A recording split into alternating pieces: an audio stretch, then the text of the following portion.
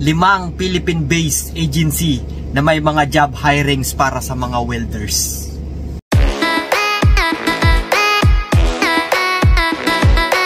So ayun, what's up mga master? So isang mapagpalang araw sa lahat. Sana All TV nga pala ang vlogger-vloggeran dito sa New Zealand. So sa video na ito mga master ay mag-share ako ng mga job hirings para sa mga welder at kung ano yung agency, 5 agency na merong job hirings para sa mga welder. So hindi ito bound to New Zealand kundi ito ay bound to different countries sa iba't ibang panig ng mundo ng mga bansa na may mga job hiring ng para sa mga welder. So ayun, bago tayo magsimula mga master, disclaimer lamang, hindi ako recruiter, hindi ako affiliate o associate o kasapi ng mga agencies na naipapasama ko sa aking mga vlogs. So ginagawa ko lamang ito dahil gusto makapag-share ng opportunity sa mga kapwa ko Pilipino na nangangarap din makapagtrabaho overseas. So nakikiusap po ako, wag po sana kayo sa akin mag-apply dahil isa lamang po akong gabay. So panoorin nyo ang video na ito, panoorin nyo hanggang dulo dahil nandito na sa video na ito yung full details ng job, yung job description, yung qualifications, yung agency na pwede nyong applyan, address nila at email address nila kung saan pwede kayo mag-submit ng inyong mga application letter bilang isang welder. So ayun, wag na nating patagalin mga master. Anyway, kung bago ka pa lang sa channel ko, hindi naman siguro kalabisan kung hilingin ko sa'yo na i-like mo rin yung channel ko, i-subscribe mo, hit mo yung notification bells para lagi kang updated sa mga videos na ilalabas ko. So meron akong Facebook page, Sana All TV, at meron din akong YouTube channel na Sana All TV. So ayun, wag na nating patagalin, wala nang intro. So ang Rensol Recruitment and Consulting Incorporation ay hiring ng mga welder papunta sa United Kingdom. Oo, United Kingdom. Meron itong salary offer na 26,831 GBP per year. So meron silang 100 vacancies. So pwede kayong mag-apply hanggang May 10, 2024. O tama. Merong expiration ng application date na ito, ang job hiring para sa mga welder, dahil ito ay based sa workabroad.ph. So ang kanilang job description or qualifications, so makinig ka. Job description: excellent in English communication skills, IELTS with at least 4 total band score is required. So required dito yung IELTS mga master. Yung ang tawag dito, 4 total band score, madali lang makuha to, basic lang to, kayang-kaya nating mga Pilipino to. Alam nyo naman mga Pilipino, wala namang imposible sa ating mga Pinoy eh. So ayun, with experience in shipyard is a must. Ang qualifications mga master is a minimum of 1 year experience is required. Candidates must be a vocational diploma, short course certificate holder and other similar fields. Candidates must have IELTS with at least 4 band total score. So ayun, yan yung kanilang job description or job qualifications mga master. So ayun, ang employer nito is European Active Projects Limited. So located ito sa United Kingdom at this job has no placement fee. So ayun, ang Rensol Recruitment mga master ay located siya sa Unit 309 Panorama Building, 825 EDSA, Barangay South Triangle, Quezon City, Metro Manila, Philippines. So nasa Quezon City lang ito mga master. Ano pang hinihintay nyo? Mag-walk-in na kayo dahil maganda kasi pag nag-walk-in para na i-explain sa inyo details by details yung job na ina-applyan nyo at kung ano yung mga dapat nyong gawin. So ayun, pwede nyo ring bisitahin ang Facebook page ng Rensol Recruitment mga master. So ang Rensol kasi marami siyang followers sa Facebook, pwede nyong bisitahin yan.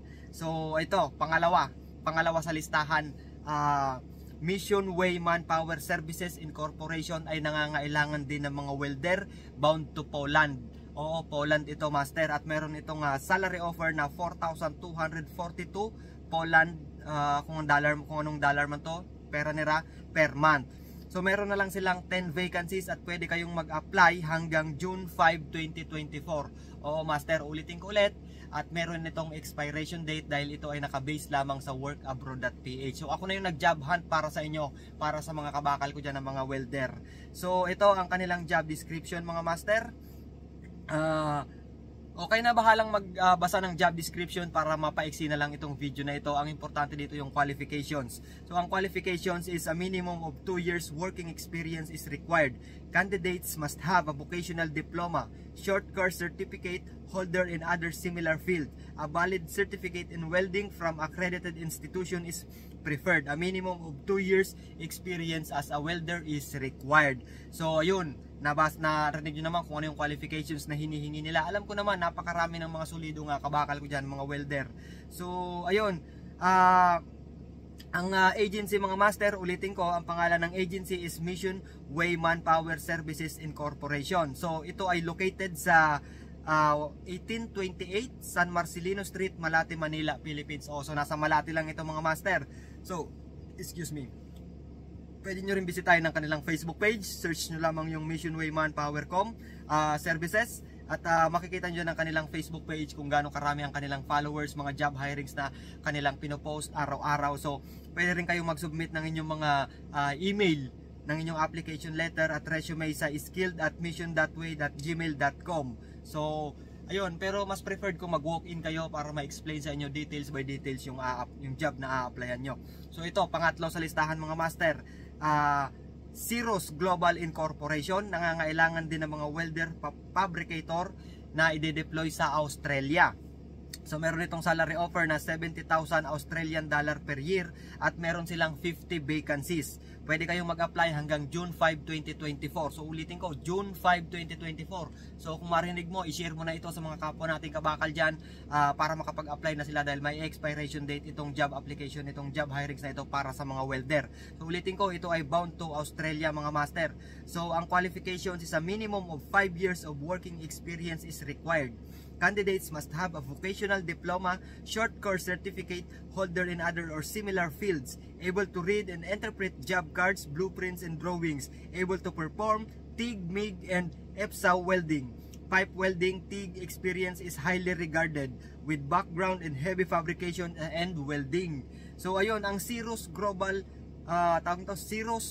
Global Incorporated, bisitahin nyo ang kanilang Facebook page dahil meron silang 19,000 followers. So located ito mga master sa RMS 225 and 228 Don Chino Roses Avenue, Makati City. So nasa Makati ito mga master, Makati, Philippines. So ayun, bisitahin nyo rin talaga ang kanilang Facebook page para makita nyo at ma-update kayo sa kanilang mga job hirings. So isa lamang akong gabay sa mga ganitong klaseng mga job hirings opportunities abroad. So ayun, pang-apat sa listahan natin mga master, ang Cartrius Prime Recruitment Specialist ay nangangailangan din ng mga welder. So hiring sila ngayon ng mga welder papuntang Canada at meron silang 6 na vacancies. Pwede kayo mag-apply hanggang May 29. So Mayo na ngayon, ilang linggo na lang. So pag napanood mo ang video na ito, i-share mo na rin para makatulong tayo sa kapwa natin mga kabakal, mga welder na gustong makapag-abroad. So ito ay bound to Canada at pwede kayo mag-apply hanggang May 29, 2024. So ito yung qualifications mga master. So ang qualifications niya is a minimum of 5 years of working experience is required. Candidates must be at least high school graduate. If high school graduate only, must have a JITCO or OTIT certificate of completion of technical internship from Japan. So ayun, located ang agency na Cartrius Prime Recruitment Specialist sa CPDP Building, General Luna Street, Barangay Ususan, Taguig City, Metro Manila, Philippines. So nasa Taguig ang agency mga master. So ulitin ko, ang agency is Cartrius Prime Recruitment. So ito, pang-5 sa listahan mga master, Cartrius din, Prime Recruitment Specialist. Ito pa rin siya pa rin yung agency na yon. At meron silang hiring ng mga welder papuntang Japan. Ito naman ay pa Japan at meron silang 15 vacancies at pwede kayong mag-apply hanggang May 28, 2024. So ayun, ang job description or qualifications ng mga master, a minimum of 1 year of working experience is required. So candidates must have at least high school graduate, must have no tattoo history of injury, pulmonary diseases. So ito, may higpit dito, Japan, dapat walang tattoo. Ito yung requirements nila. So dun sa 4, kung may tattoo kayo, dun sa 4 pasok pa kayo. Pero dito, kung wala kayong tattoo, pasok din kayo dito sa pang-5. So ayun, ulitin ko, pwede kayo mag-submit ng email sa kanilang email address na recruitment@cprsi.com. At ito ay located sa CPDP Building, General Luna Street, Barangay Ususan, Taguig, Philippines. So ayun, 5, ito yung 5 agency, Philippine-based agency na may mga job hirings para sa mga welders or kapwa ko kabakal dyan. So ayun, itong mga agency na ito mga master, ito ay rehistrado at lisensyado ng DMW. So may kakayahan ito na mag-deploy ng mga workers sa iba't ibang panig ng mundo. Hindi man New Zealand dito, so ibang bansa pa rin to. Yung diferensya ng sahod, diferensyado pa rin kaysa sa sahod natin dyan sa Pilipinas. So ayun, hindi ko naman ina-underestimate talaga yung Pilipinas, pero ganoon naman talaga yung reality. Kaya kami nag-a-abroad kasi nga gusto namin na medyo gumanda, guminhawa ang buhay, kasi nga yung in comparison ng salary natin dyan kaysa sa salary dito sa ibang bansa, malaki talaga, malaki yung pagkakaiba.